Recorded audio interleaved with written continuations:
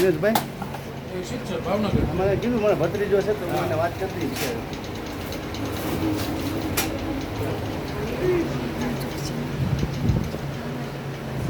આગળ પાછળ થતા જાઓ એટલે બધાને દર્શન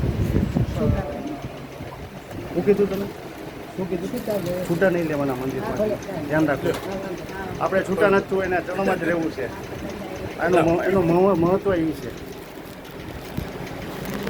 ભલે એ નો 10 રૂપિયા નો કીધું બાપુ બાકી રાખજો માન કરી દેજો બાપુ આપણું ખાતું જ છે ઓનલાઈન